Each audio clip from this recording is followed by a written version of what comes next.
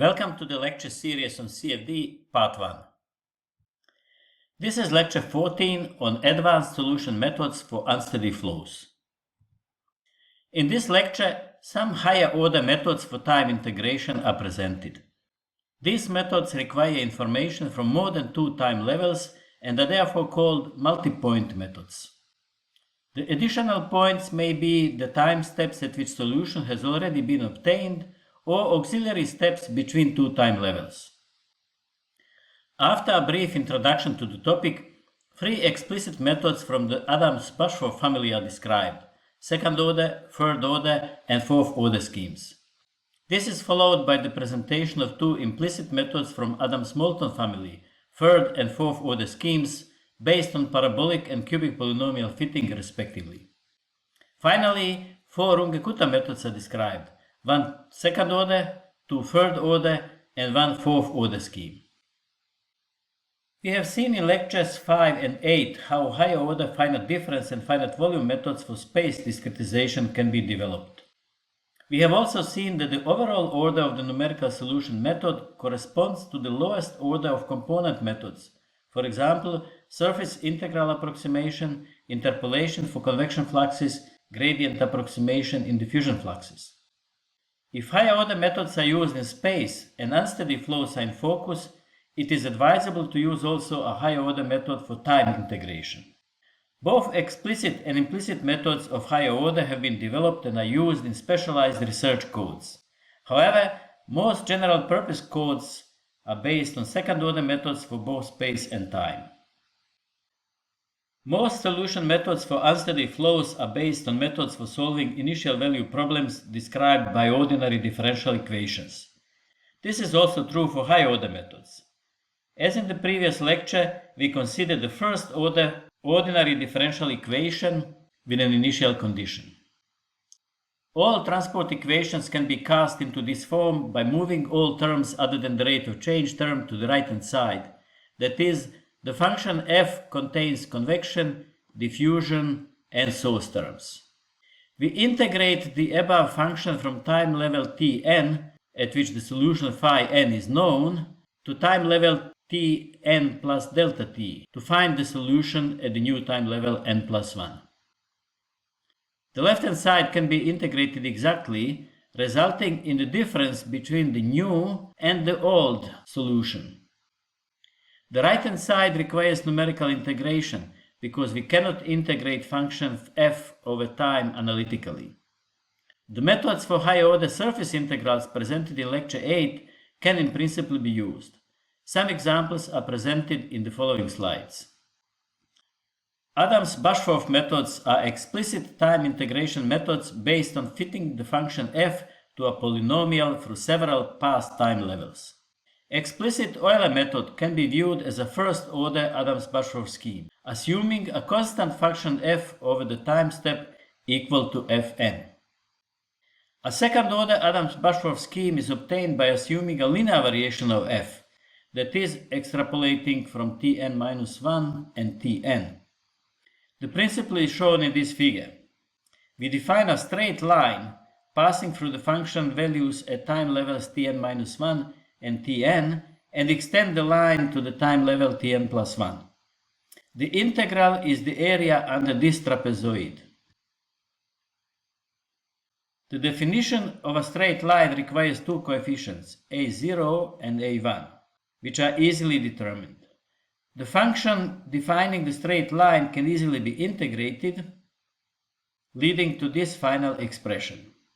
We take threefold value of the function at time Tn, subtract the value at time Tn-1, divide by 2, and multiply by delta t. A third-order Adams-Bashforth scheme is obtained by assuming a quadratic variation of function f, that is, fitting a parabola to function values at Tn-2, Tn-1, and Tn. See the figure in slide 6. For a quadratic polynomial, we need to determine three coefficients. This can be easily done by forcing the polynomial through the function values fn, fn-1, and fn-2, which results in these two expressions. Integration of the polynomial over the time interval delta t leads to taking 23 function values at time tn, subtracting 16 values at time tn minus 1, and adding fine values at tn minus 2, dividing the result by 12 and multiplying by the time step delta t. This leads to the following final expression for the new solution. Note that the sum of coefficients multiplying function values must be equal to the denominator, because if all values are the same, the integral is equal to the function value multiplied by the time step. A fourth-order Adams-Bashforth scheme is obtained by assuming a cubic variation of function f, that is, fitting a cubic polynomial to function values at tn minus 3, tn minus 2, tn minus 1, and tn. This is the final expression for the computation of the new solution without derivation. Adams-Bashforth methods are easy to extend to higher orders and to implement in computer codes. They require only one evaluation of function f per time step.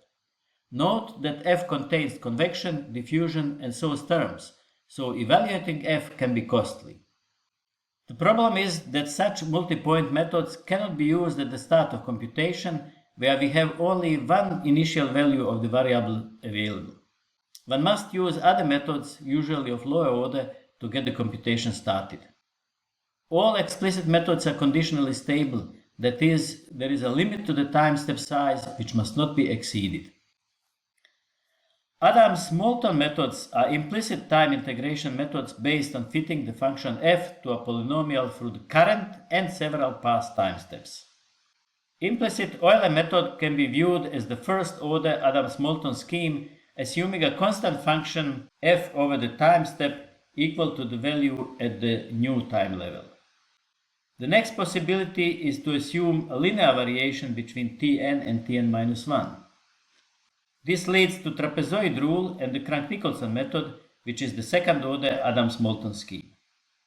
The third-order Adams-Moulton scheme is obtained by assuming a quadratic variation of f between tn minus 1 and tn plus 1. We fit a parabola to function values at three time levels, which allows us to determine the three coefficients a0, a1, and a2. We set a local coordinate system origin at tn so that a0 is equal fn.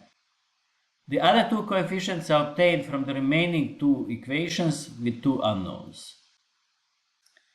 By adding and subtracting the two equations from previous slide, we can easily determine the two coefficients. a1 is actually the first derivative of f with respect to time at tn, while a2 is half of the second derivative of f with respect to time at the same location, both approximated by central differences. The time integral of the parabola over the interval delta t can now be performed analytically, which results in this final expression for the new solution using third-order Adams-Moulton scheme. Methods of higher order are easily constructed by extending the polynomial degree and adding more path support points for fitting the function f to the polynomial. This slide shows the derivation of the fourth-order Adams-Moulton method by fitting a cubic polynomial to function values at the current and three past time levels, as shown in this figure. We set again the local coordinate origin at tn, which immediately delivers a0 is equal fn. The other three coefficients are obtained from three remaining equations for fn minus 1, fn plus 1, and fn minus 2, given by these expressions. The time integral of the cubic polynomial over the delta t can now be performed analytically, which results in this final expression for the new solution by the fourth-order Adams-Moulton scheme. Adams-Moulton methods are easy to extend to higher orders and to implement in computer codes. They require only one evaluation of function f per time step. Note that f contains convection, diffusion, and source terms, so evaluating it can be costly.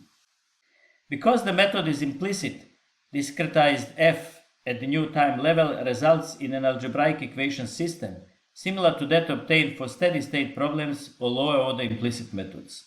Solving this equation system requires a substantial computing effort, so Adams-Moulton schemes are much more computationally costly than Adams-Bashforth schemes of the same order. However, implicit methods are more stable and allow the use of much larger time steps than is possible in explicit Adams-Bashforth schemes, which largely compensates the higher computing effort per time step. Like other multipoint methods, Adams-Moulton schemes cannot be used at the start of computation when only the initial values of the variables are available.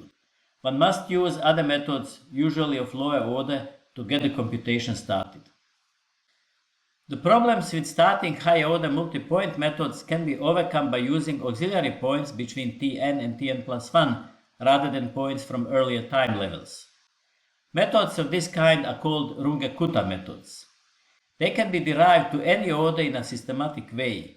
Here only methods of second, third, and fourth order will be presented. The second order Runge-Kutta method consists of two steps. The first is a half-step predictor based on explicit Euler method. We predict the solution at Tn plus half delta t by multiplying the function value at Tn by half time step size. The second step is a midpoint rule corrector from which the order is inherited. The function f is evaluated at Tn plus half delta t using the predicted solution and then multiplied by delta t to approximate the integral of f over the whole time step.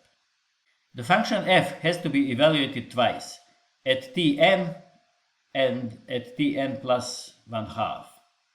The computing effort is thus similar to that of Adams-Bashforth scheme running with a halved time step. Higher order Runge-Kutta methods are not unique. There are several versions of both third order and fourth order methods. Here two third order methods are described. The first is the original Kutta's method consisting of 3 steps. The first step is the explicit Euler predictor over the half of the time step, as in the second order method. The second step is also the same as in the second order version, only it is not taken as the final new solution, but only as a predictor step, a midpoint rule approximation over the whole time step. Star always means an auxiliary solution.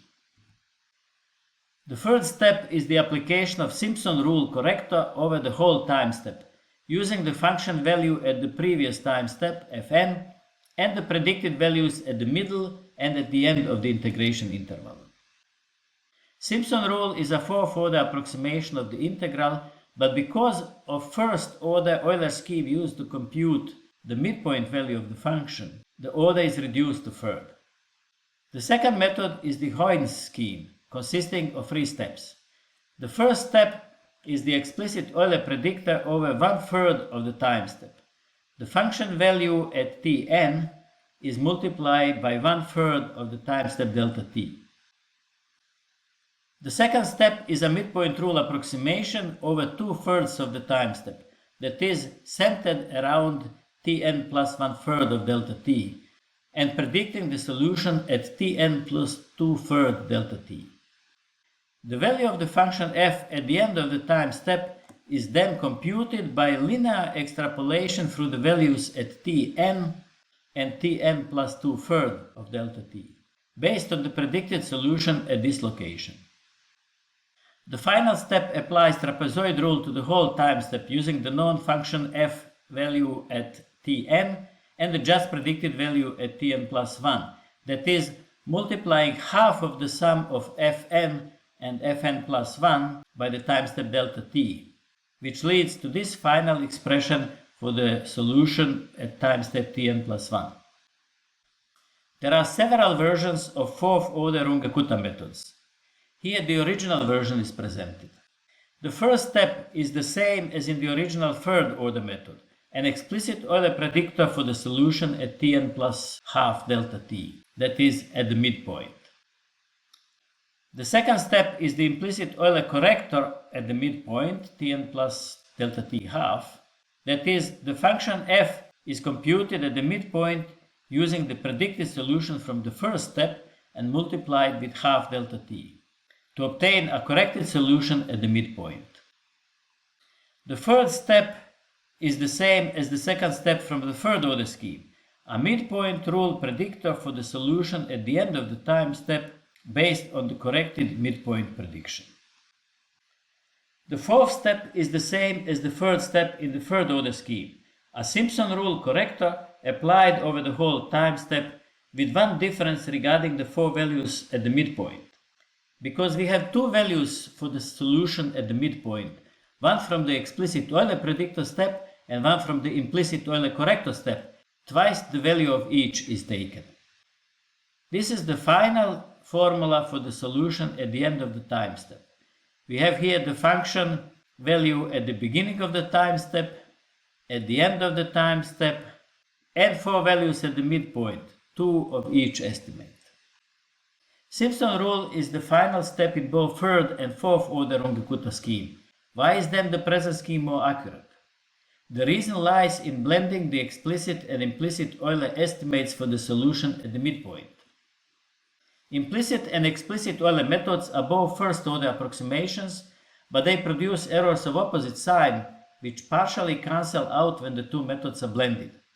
Crank-Nicolson method, which is a second order approximation, can be viewed as an equal blend of explicit and implicit Euler methods, as shown in slides 19 and 20 of lecture 13. Thus, the midpoint contribution in the Simpson rule is more accurate in the present case than in the third order Runge-Kutta scheme, where the midpoint values came solely from the explicit Euler prediction step. See section 623 of the book for more details and references. Let me briefly summarize the main takeaways from this lecture. Explicit high-order methods from the Adams-Bashforth family are easy to derive and implement. They compute the function f only once per time step. Implicit high-order methods from the Adams-Moulton family are also easy to derive. They require the solution of a linear equation system to compute the new solution. The computing effort is only slightly higher than for standard second-order implicit methods. Multipoint methods require more memory to store variable values and function f at several previous time steps. They cannot be used from the very start of simulation because data from past time steps is missing. Starting simulation with a lower order method affects the accuracy if the initial condition is important.